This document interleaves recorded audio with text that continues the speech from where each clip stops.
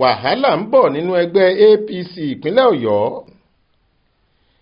Pẹ̀lú bí nǹkan ṣe ń lọ yìí, àfàìmọ̀ kí wọ́n má yọ gbogbo àwọn olóyè ẹgbẹ́ òṣèlú All Progressives Congress APC nípínlẹ̀ Ọ̀yọ́ nítorí èéfín ìdàrúdàpọ̀ tó ń rúfin lábẹ́lẹ̀ nínú ẹgbẹ́ náà lọ́wọ́lọ́wọ́ báyìí. Nígbàtí náà tẹ̀ tí wọ́n ń dáhùn fúnra wọn lábẹ́lẹ̀ ọ̀hún bá ràn tán, kò ní sí baba ńlá ẹni tí yóò lè tọwọ́ bọ̀.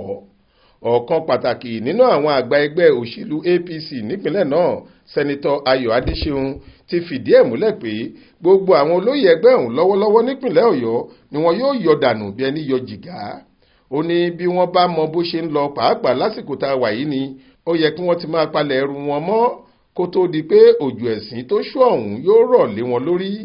Lásìkò tó ń kópa lórí ètò orí rédíò kan ló já gudugbẹ̀ ọ̀rọ̀ náà lulẹ̀.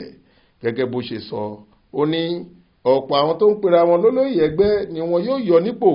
A kàn ń dúró de àsìkò náà ni. Ìdá 20 àwọn olóyè ní wọ́ọ̀dù, ìjọba ìbílẹ̀ àti ìpínlẹ̀ ló ti já ẹgbẹ́ náà gbà. A ní láti ṣètò tí yóò mú ìṣọ̀kan wà nínú ẹgbẹ́ yìí. Nígbà tí wọ́n bi í léèrè pé ipa wo ni Sẹ́nitọ́ Teslim Fọlárìn tó jẹ́ olùdíje ẹgbẹ́ APC fúnpò gómìnà lásìkò ìdìbò tó kọjá kó, ó ní àbúrò mi ni, òun náà mọ nǹkan tó ṣe, òun pẹ̀lú àwọn èèyàn rẹ̀ ló dá wàhálà sílẹ̀ nínú ẹgbẹ́.